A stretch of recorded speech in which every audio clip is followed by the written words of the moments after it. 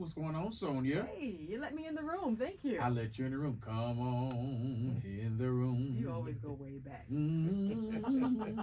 Sonya, you brought some guests today. Yes, the legendary Take Six. Well, two of the members of Take Six. Yes. One We are third. glad to be One here. third. The best 1/3. Absolutely. Introduce yourselves. I'm David Thomas. And I'm Joey Kibble. Okay. It's good to have you guys. It's good It's to be here. In the Good to be Windy here. City. Representing the second tenors of Take Six. And Yes. so who are we missing today? The other? We're names? missing Claude McKnight, Mark Kibble, Joey's brother, Alvin Chia, and Christian Dentley. Wow. How many? Six. Take Take six. six. What do you know? Yeah, Over there. a little correlation there, a little coding. Let's learn all about six. How many are six? Right. What you doing in Chicago? We are singing with the Gateways Festival Orchestra under the direction of Anthony Pernter.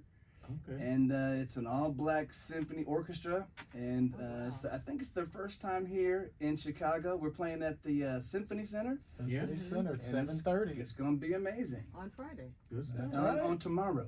Okay. On Yes. tomorrow. On Yeah. tomorrow. That's good. On Yeah. tomorrow. Yeah.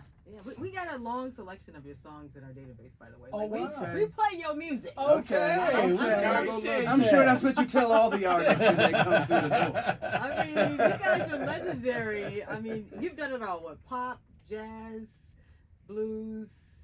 Of course, it's a gospel station, so we play your gospel songs. How did Yeah. you all even come together? Quick version. How did you guys come together? Quick version, Oakwood University, now that's what it's a university now. Before, when we were going there, it was Oakwood College, and it was Okay. a liberal arts school. I see. So everybody on campus had a group where they were singing solos or whatever, some kind of way. So really, when we hit the scene, it seemed like, oh, this is just a special thing that no one's ever heard of. But at Oakwood, it was very commonplace. So, Run of the mill. yeah, so everybody could do it, and everybody knew all the songs.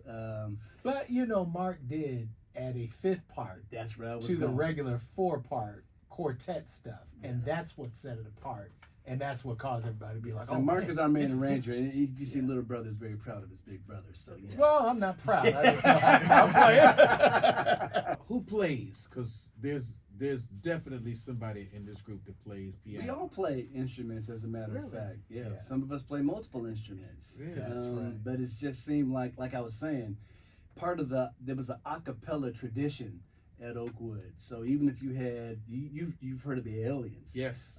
So it's that same kind of thing, and it'd be almost, whether it's a whole choir, whether it's just a group of 15 or 12 or quartet. Yeah. It was an a cappella tradition. So But to answer your question, Dave and I play guitar. yeah. Christian and Alvin play piano. Mark I plays play keys as well.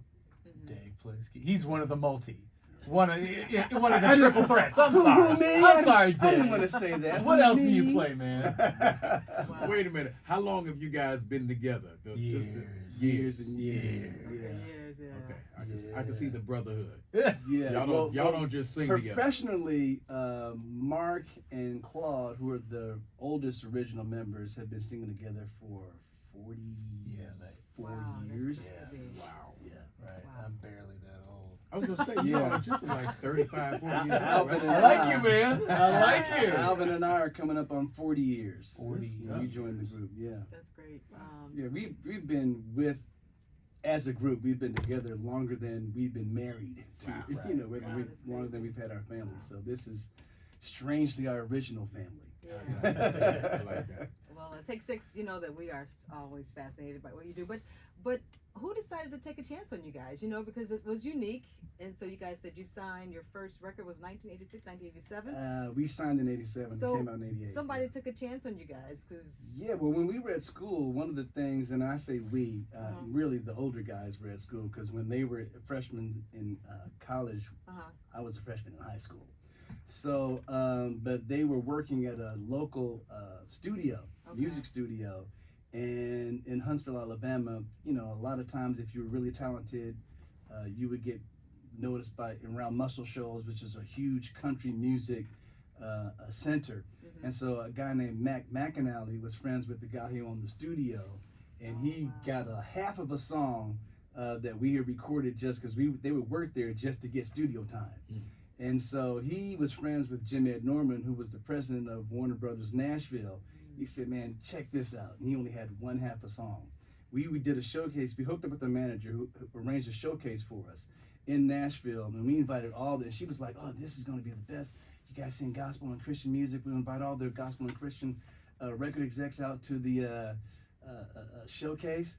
They all came, and because we were starving students at that time, you know, in school, actively, some of us were. The older guys had graduated. Alvin and I were still in college, so we saw a buffet out there. We were like, oh, we're gonna go out there and get some food. They saw us, and at the time, Christian music was really just top 40. It was really a pop music kind of genre that talked about Jesus. They saw that we were African American, and they all left Oh wow. before the showcase even started. Wow. Jim Ed came uninvited from Warner Brothers as a secular music executive. We didn't think to invite the secular record labels out. He came uninvited and had this half a song. He said, I'm looking for the guys that sang this song. And the irony about that whole situation, or the blessing that God had in disguise, was Take Six. Alliance at the time was our name. We were the opening act for the main group that was trying to get signed. So we weren't even there to get our record deal. He walks in and says, I'm looking for these guys. And the next day, he offered us a record deal. Incredible. That's incredible. And he said, you know, if you guys sell 10, 15,000 units, I'll call it, because we don't know what to do with this. We've never heard anything like this. We'll call it a success, and we'll do another one. And it sold almost 2 million of their first project. Really? Look at God. That's amazing. Won't Won't he he do do it? it? Won't he I do was it? gonna say, Hey, God, won't he do won't it? he will? Won't he will? Yeah, you better Wow. believe that. Kind of sounds like the story. I don't know, Sonya. I don't know if I ever talked to you about it. Walter and Edwin talked to me about Andre had a cassette player, Wow. and he recorded Love Center's choir Wow. and took it to, I don't know if it was Light at the time, but he took it to his company, and that's how Walter got signed. Wow. Oh Wow. wow! From a a cassette cassette. player. Oh my That goodness! was the exact same story, because Mac McAnally had a cassette with a half a song on it. That's amazing. Wow. Yeah. And here we are. Here we are. How many years later? Ooh. Well, since 1987, I don't do math in public usually. But It's been a long time. But I mean, 10 Grammys later, 10 Dove Awards, 2 NAACP Awards, Soul Trade Awards.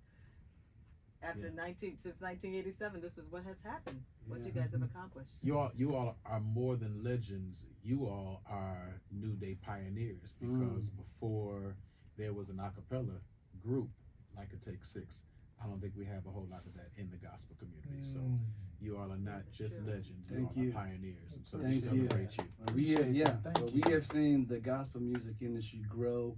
That when we first came on, you know, you had a lot of AM stations, and the music wasn't technically on par. If that makes any sense. Now we've seen it to where it's. I tend to Supersedes. prefer Yeah. gospel music now. I mean, they do their thing. Okay. Well, you're still significant. Let's say that. Oh, Thank right. you. All of these, however many years, we're not going to put on the radio and say how.